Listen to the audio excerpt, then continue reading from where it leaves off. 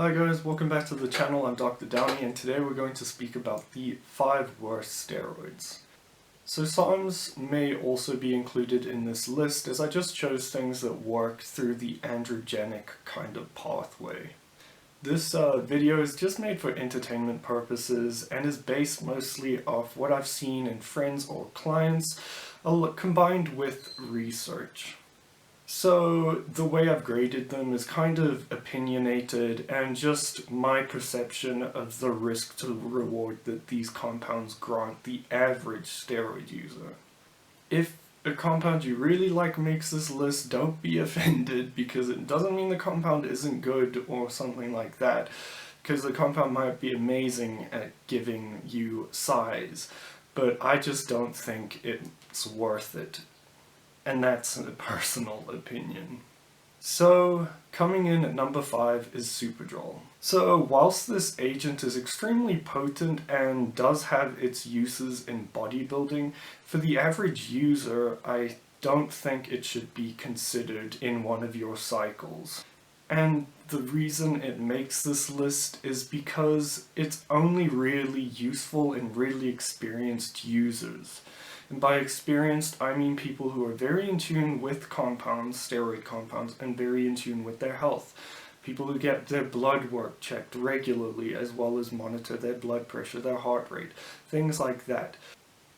Because whilst things like SARMs or like RAD or Anavar might be forgiving for most individuals, if Superdrol isn't monitored correctly, it's not really forgiving. By forgiving, I mean the damages can be quite severe. I've seen many cases where people have used Superdrol with great results and being fine, but most of these individuals monitor their health regularly and check their blood pressure, and so correct the problem when it pops up. So Superdrol comes with most of the sides you'd expect with oral anabolic agents, such as it being toxic to your liver, skewing your lipids, things like that. So the problem with Superdrol is that it's commonly seen to, especially in the case reports, create this cholestatic picture. So cholestasis isn't necessarily what most people think of when they think of liver toxicity. Liver toxicity to most means it's damaging the hepatocytes or liver cells. Cholestasis is a bit different. It means the ductal enzymes, so the ducts of the liver that are responsible for draining the bile and contents of the liver, get blocked and bile and such stays in the liver, and this creates problems. What happens is the bile stays in the system, it's not drained, and this means bilirubin, which is a breakdown product of hemoglobin, stays in the blood system. And the problem with bilirubin is that high levels can be nephrotoxic or toxic to the nephrons in the kidneys. And I just have a bit of a funny, not so funny story of someone who sent me their blood work and said, wow, it seems Superdrol is not as damaging to the liver as I thought. It must be propaganda, and they sent me their blood work. And whilst their AST and ALT weren't raised at all, that wasn't the issue. They had raised ductal enzymes. The ductal enzymes being GGT and ALP. ALP not being so specific. And they had an increase in total bilirubin. So whilst it didn't damage the hepatocytes, it created a cholestatic picture, which in itself is also not something you want to deal with. But more advanced users know how to mitigate things like cholestatic injury, and they use stuff like Deca whilst using these compounds. Another issue is that it's a potent stimulator of the sympathetic nervous system, that fight or flight response. And this causes massive renal artery vasoconstriction, the artery to the kidney. And what happens when that gets constricted is there's limited blood flow to the kidneys, and the kidneys are like, oh no, we have low blood pressure, so we need to absorb more salt, produce these hormones that raise your blood pressure so you can get more blood flow to the kidneys. And this results in a terrible pathway where your blood pressure just increases and increases until eventually you get target organ damage from your high blood pressure. So that's why it makes this list. Because this effect is quite common to all steroids, but it's just a bit more pronounced in Superdrol, which is why I added it to this list. Coming in at number 4 is equipoise. Now equipoise is a drug that is used by many pro bodybuilders, and whilst it is a potent anabolic agent and quite a useful addition to a more advanced user's cycle, it comes with many issues that I don't like.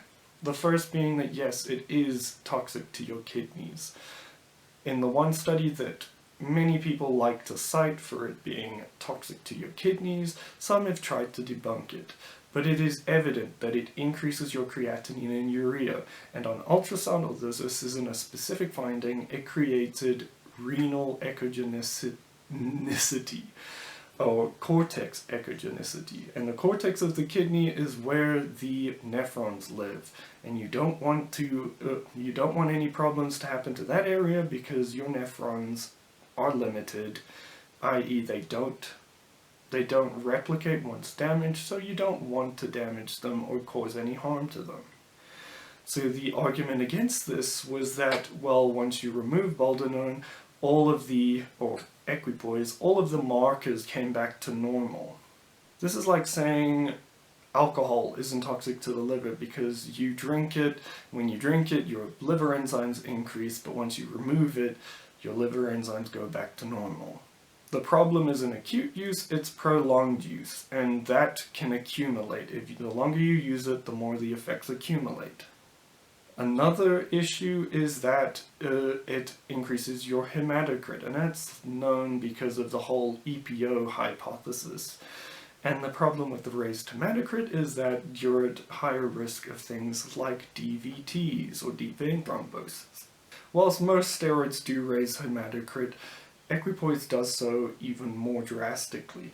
And another problem is that due to it decreasing your E2 production or estradiol production, it seems to raise your estrone levels because there seems to be this blockage in the pathway of estrone to E2 and an increase in E2 conversion to estrone or E1. Now the problem with this is that estrone is similar to E2 in that it causes thrombophilia, or this propensity to clotting. And some may say that estrone might even be more thrombophilic. So you've got this increase in hematocrit on top of your increase in estrone, which just puts you at unnecessary risk of clots.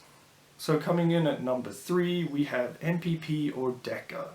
So I didn't want to put this compound on this list, but I just couldn't justify not putting it on this list. So whilst it's a great compound in the off-season and great for powerlifters, there are issues with it.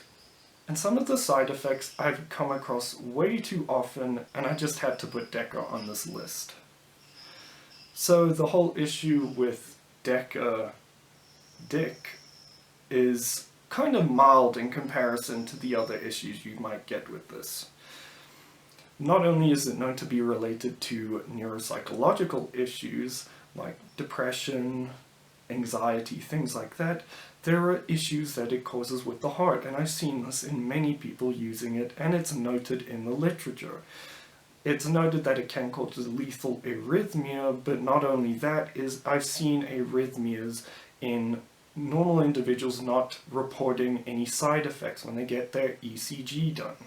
And this interesting phenomenon is seen. It seems to increase the rate of these PVTs, or these extra systolic beats, as well as cause a bit of a tachycardia, or raised heart rate.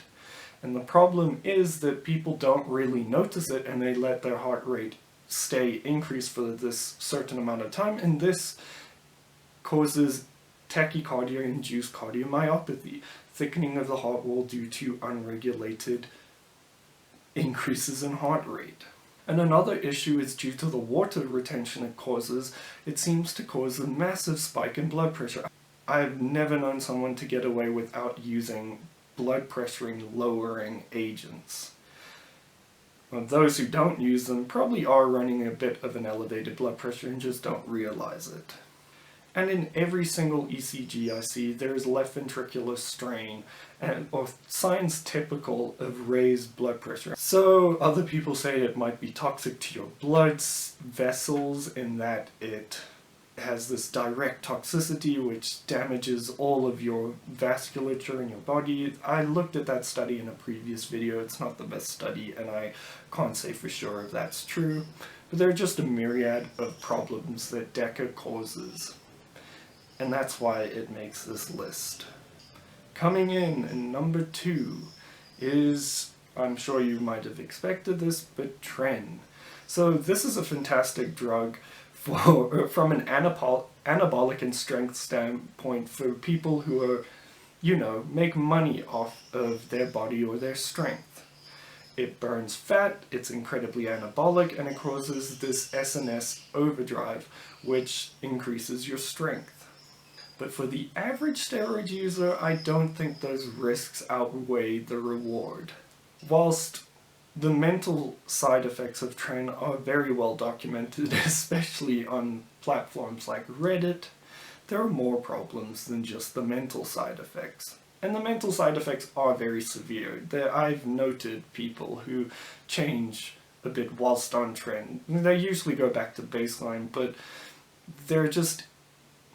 these people become a bit unbearable. So the issue is what it does to your thyroid. It can plummet your T3 levels. And initially people are like, oh wow, my thyroid function is improving. And this does happen, and then there's fatigue towards the end of the cycle. And whilst you're off of tren, and you get this prolonged thyroid burnout, almost like that of which you see in Hashimoto's disease. One of the issues with this is that it's an injectable, but it's hepatotoxic, so the whole movement towards injectables is to remove the issue of hepatotoxicity. Furthermore, it has all of the problems that Deca has, plus additional problems. So it has the increase in blood pressure and things like that, but it seems to be directly toxic to the kidneys. There's that theoretical risk of Alzheimer's disease. I did a video on that, and that's something, if you cherish your memory and your mind, you'd not want to put yourself at risk of getting that condition. So this compound encompasses everything that the media hates about steroids. It gives you that roid rage, the insane amount of gains, you blow up on it, and things like that. But again, as I say, it's a great addition for someone going into a competition because you burn fat and build a lot of muscle at the same time. So coming in at number 1 is S23. So this SARM has nothing that could save it. And what I mean by that is there's literally nothing that I can think about it that is positive. To be honest, it's completely pointless, and I don't think there's any reason to use it in any aspect of bodybuilding or powerlifting. The main issue is that there's barely any research on it, so it's difficult to make any conclusions, so you have to rely on anecdotal reports, which are completely mixed. And there are no human trials, or none that fit criteria worth mentioning. So one of the biggest issues is that its suppression is notable and quite potent. A lot of people while using it will note that their sperm becomes watery, and this is noted in the literature on mice. It literally tanks your testosterone levels, and therefore it's really great at reducing the size of your prostate because you have no testosterone and no DHT. And noted quite often on forums is it creates extreme aggression. Some compare it to tren. But the issue is I've looked at reports and I've seen people use it, and the gains from it are nowhere near as close as tren. You don't get the massive boost in strength, you don't get that lipolytic effect, fat burning effect while being anabolic. Some people will say they love it, but that's few and far between. The only thing that makes it similar to tren is literally the aggression and mental side effects. So if you want to have an effective oral contraceptive, perhaps this is for you. There is just no redeemable characteristic about it, and it's just completely pointless, which is why it makes number 1 on this list. There is no There's no aspect in the whole bodybuilding world that I could see it being useful in that other compounds can't already do, besides it being an effective contraceptive. So I hope you enjoyed this video. Those are the 5 worst steroids in my opinion. And let me know if you agree, disagree, what you think I missed, and if there are any other steroids that could make this list. I'm sure there are many that I missed, but these are just some that come to mind instantly. So thank you again for watching, and I'll see you in the next